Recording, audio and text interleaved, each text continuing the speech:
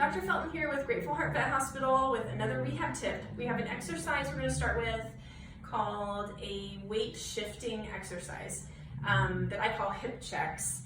This is often one of the exercises that we will prescribe after a major injury, after a rest period, and we're just getting back to putting weight on the leg, and we want to be really gentle, or right after a surgery, we'll be having you work on weight shifting as one of the first exercises we do. So it's really just about a patient who is leaning off of a leg and really favoring the leg, and now it's time for them to be brave and actually even out their weight bearing and go ahead and use the leg. So it's time for them to gain some confidence in the leg, and it's also time for them to start doing some gentle strength training with it. So this is the first step in that. So Dupree's gonna help me with this today. I often recommend you do this exercise with breakfast or with dinner, sometime when they're going to be standing up and they're going to be distracted for several minutes in a row. So I'm going to use what we call a peanut butter plate. So I've made a nice smear of peanut butter in here, and as you can see, Dupree's pretty motivated by this. And we're going to set it here so that I can, while he is distracted by this, I can kind of demonstrate these hip checks for you.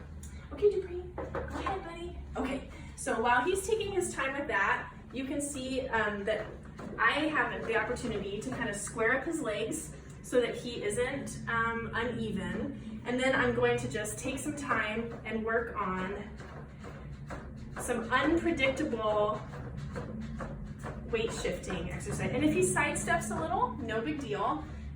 In fact, sidestepping is really helpful. And if he is one of those kids who, the more I push, the more he leans at me, he kind of fights it.